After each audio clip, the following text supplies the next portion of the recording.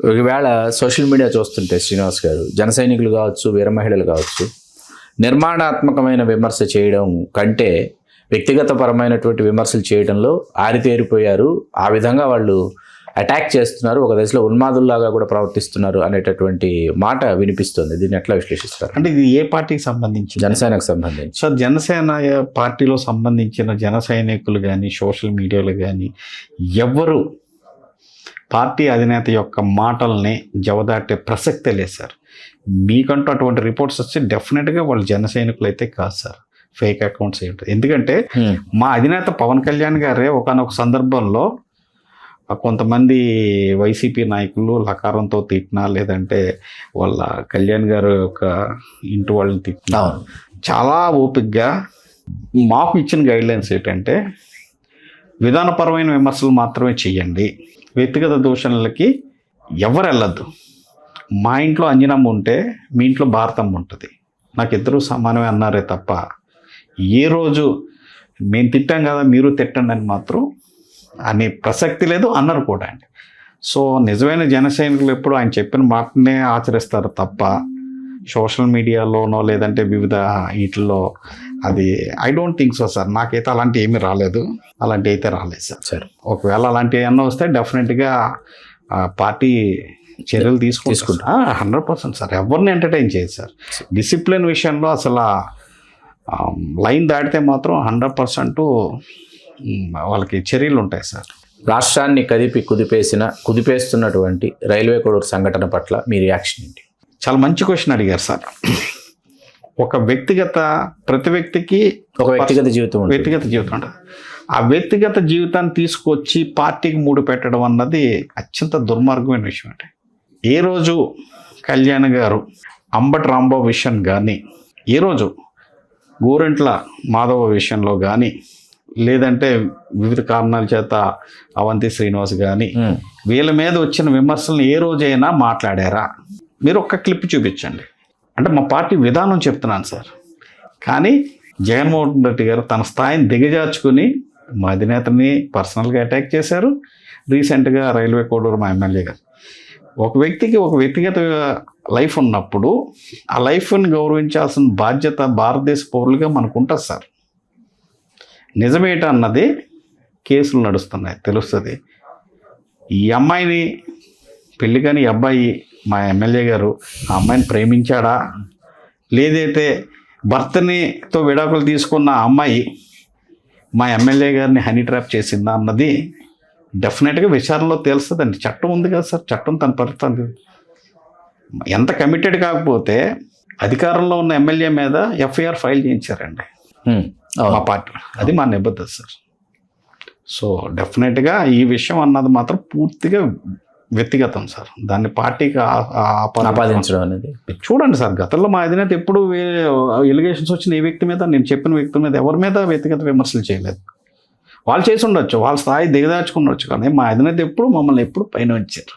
అది మా గొప్పతనం. మేము చాలా హ్యాపీ ఫీల్ అవుతాం సార్. శ్రీనివాస్ గారు, ఇవాళ పవన్ కళ్యాణ్ గారి సామాజిక వర్గానికి చెందినటువంటి మీరు పవన్ కళ్యాణ్ గారు వ్యవస్థాపించినటువంటి జనసేన పార్టీలో ఉన్నారు. జనసేన పార్టీలోనూ మీ సామాజిక వర్గం వాళ్ళు ఉన్నారు. తెలుగుదేశం పార్టీలోనూ తెలుగుదేశం పార్టీ ప్రారంభం అయిన రోజుల నుంచి ప్రయాణం చేసినటువంటి నిమ్మకాయల చంద్రరాజప్ప గారు లాంటి వాళ్ళు ఉన్నారు. కాంగ్రెస్ పార్టీలో ఉన్నారు. భారతీయ జనతా పార్టీలో సోమవీరాజు గారు లాంటి వాళ్ళు కనిపిస్తారు.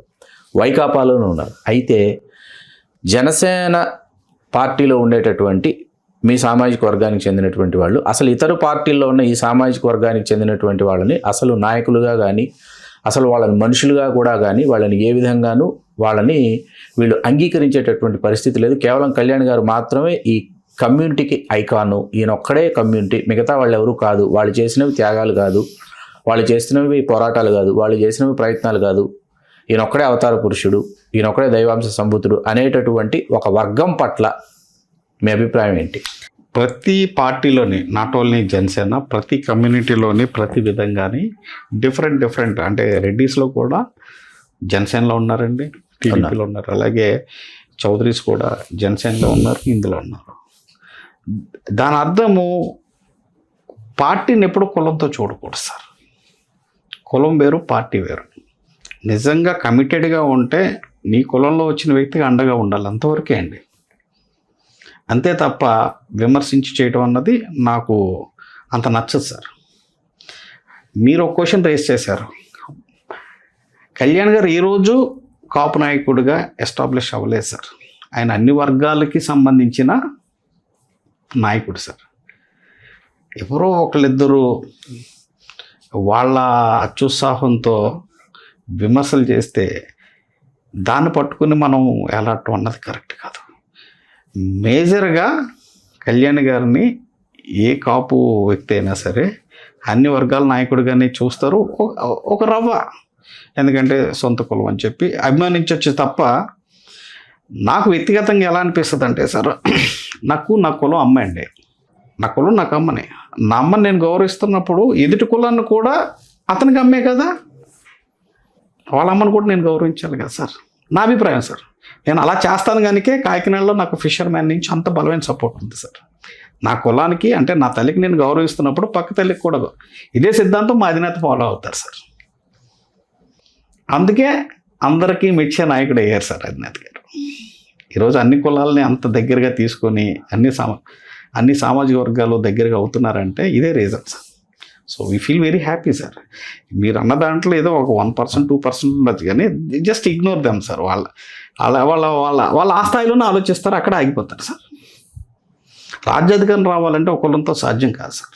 అన్ని కులాలు రావాలి, అందరూ కలుపుకుని వెళ్ళాలి. ఆ రకంగానే మా అధినేత అడుగులు ఉంటాయి, ఆ రకంగానే ఆయన ఆశయాలు పాటించే వ్యక్తులకు మాలు ఉంటాయి. అవి తెలుగు రాజ్యం ప్రేక్షకులకి ఎన్కౌంటర్ రూపంలో జనసేన నాయకులు నల్లం శ్రీనివాస్ గారు అందించినటువంటి వారి అంతరంగ ఆవిష్కారం. ఇవి మిమ్మల్ని ఎంతగానో ఆలోచింపజేస్తుందని నేను ఆశిస్తున్నాను. చాలా సంతోషం నల్లం శ్రీనివాస్ గారు. అడిగిన వెంటనే 1-to-1 ఫస్ట్ ఇంటర్వ్యూ తెలుగు రాజ్యానికి అందించారు. మరొక మారు మీకు హృదయపూర్వక ధన్యవాదాలు సార్. ఫైనల్గా ఒక కన్క్లూజన్ తప్పకుండా. ష్యూర్. నేను 12 సంవత్సరాల నుంచి పార్టీలో పనిచేసి పిఆర్పీలో 5 years పనిచేసిన ఏ రోజు 1-to-1 ఇంటర్వ్యూస్ ఇవ్వాలని, అంటే పార్టీ వాయిస్ని మేము బలంగా తీసుకెళ్లాలనుకున్నామే తప్ప మా ఇతగత ఇమేజ్ పెంచుకోవాలి. కాకపోతే మేము చాలా బలంగా నమ్మేది ఏంటంటే కళ్యాణ్ గారిని సీఎంగా చూడటం అండి. మేము కూటమిలో ఉన్నా ఎక్కడున్నా సరే మా యొక్క అడుగులు ఎప్పుడు మా అధినేతని సీఎంగా చేయాలి, సీఎంగా అయితే ఎలా ఉంటుందన్న దాని మీదే ఉంటాయే తప్ప మా వ్యక్తిగత అవసరాలు కానీ వ్యక్తిగత ఎజెండా కానీ ఏముంటుంది సార్. బలమైన టీంతో మేము రెడీగా ఉన్నాం సార్ పార్టీకి సేవ చేయడం. ఆ టీంను కూడా యాక్సెప్ట్ చేశారు. సో మా అధినేత ఏదైతే ప్రణాళిక సిద్ధిస్తారో తూచా చెప్పకుండా చేయడానికి మేము రెడీగా ఉంటాం. అలాగే నా మనసులో ఉన్న కొన్ని భావాల్ని మీతో పాటు తెలుగు ప్రేక్షకులతో మా జన సైనికులతో పంచుకోవడం అనేది నాకు కూడా చాలా హ్యాపీగా ఉందండి. I'm very thankful to you. Thank you very much. Thank you sir. Thank you very much.